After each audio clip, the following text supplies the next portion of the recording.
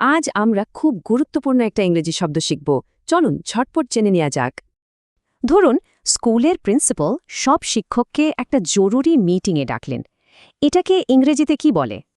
এই শব্দটা হলো কনভোক, মানে আনুষ্ঠানিকভাবে কোনো সভা ডাকা। আচ্ছা, এর উচ্চারণটা কি হবে? খুব সহজ, কনভোক। মনে রাখবেন, এটা কিন্তু সাধারণ কোনো মিটিং না। এটা বেশ গুরুত্বপূর্ণ আর আনুষ্ঠানিক সভার জন্য ব্যবহার হয়। শব্দটা সহজে মনে রাখার জন্য একটা গল্প শোনা যাক। এই যে রহিম, সে গ্রামের প্রধান। হঠাৎ সে জানতে পারল গ্রামে বড় একটা ঝড় আসছে। অবস্থা কিন্তু বেশ গুরুতর।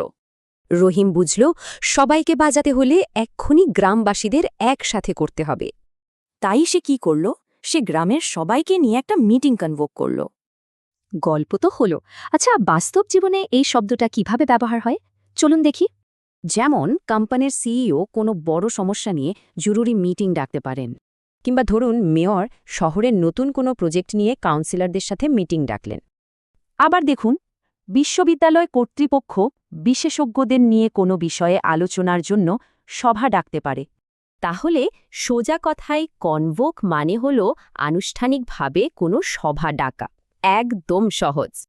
এবার একটু ভাবা যাক, যদি একজন স্টুডেন্ট লিডার হতে, তাহলে কোন জরুরি বিষয়ে মিটিং কনভোক করতে?